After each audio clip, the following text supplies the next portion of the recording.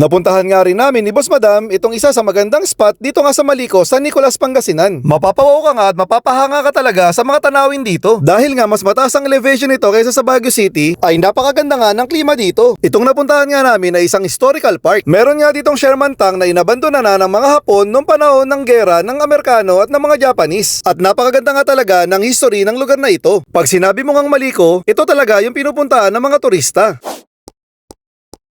Andito na nga kami mga boss sa Mangili Tindaan Historical Nature Park.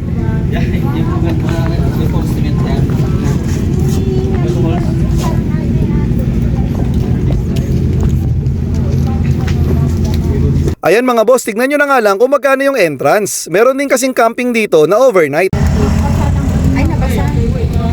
Siyempre, yung mga napadaan na ditong mga vloggers, nagdikit na nga sila ng mga stickers nila dito. Name, address, Kami sa pababa na naman tayo.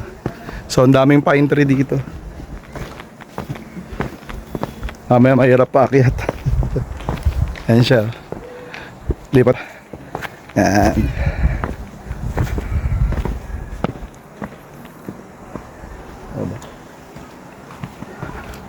Yan siya. Parang dinidevelop pa lang nila. Pero maganda na kasi dahil puros pine tree na siya. Titingnan lang naman natin dito. Hi. Madam.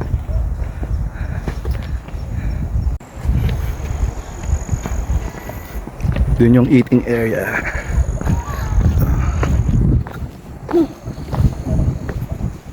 Doon yung tangke.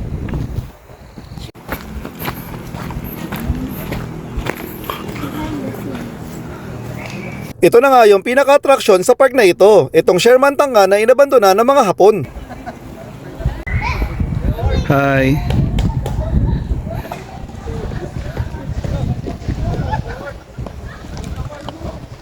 Subukan na nga rin nating paliparin yung napakalikot nating drone.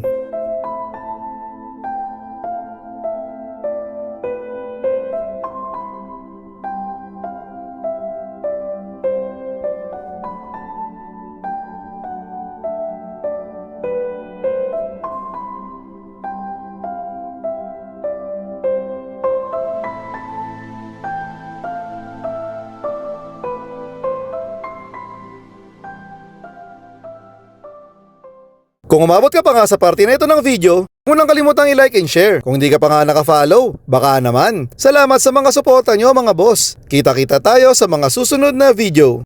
Bye-bye!